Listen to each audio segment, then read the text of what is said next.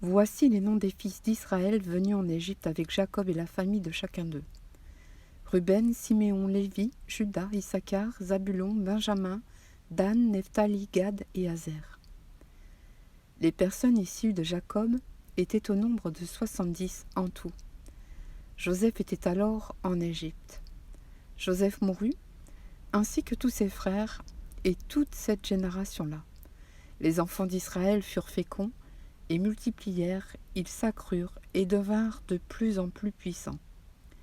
Et le pays en fut rempli. Il s'éleva sur l'Égypte un nouveau roi qui n'avait point connu Joseph.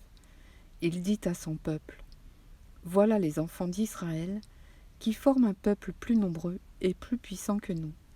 Allons, montrons-nous habiles à son égard, empêchant qu'il ne s'accroisse et que s'il survient une guerre, il ne se joigne à nos ennemis pour nous combattre et sortir ensuite du pays. Et l'on établit sur lui des chefs de corvée, afin de l'accabler de travaux pénibles. C'est ainsi qu'il bâtit les villes de Pithom et de Ramsès, pour servir de magasin à Pharaon.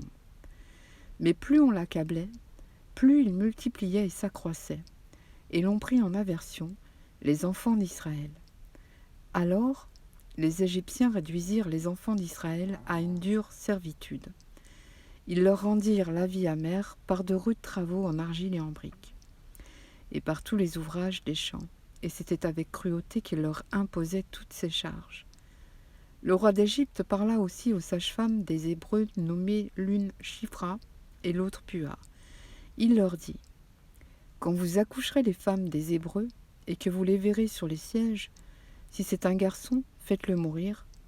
Si c'est une fille, laissez-la vivre. Mais les sages-femmes craignirent Dieu, et ne firent point ce que leur avait dit le roi d'Égypte. Elles laissèrent vivre les enfants.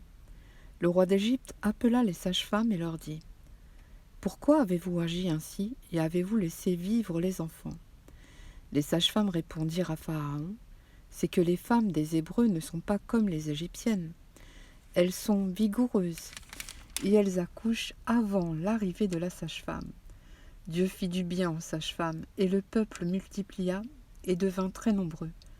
Parce que les sages-femmes avaient eu la crainte de Dieu, Dieu fit prospérer leur maison. Alors Pharaon donna cet ordre à tout son peuple : Vous jetterez dans le fleuve tout garçon qui naîtra, et vous laisserez vivre toutes les filles.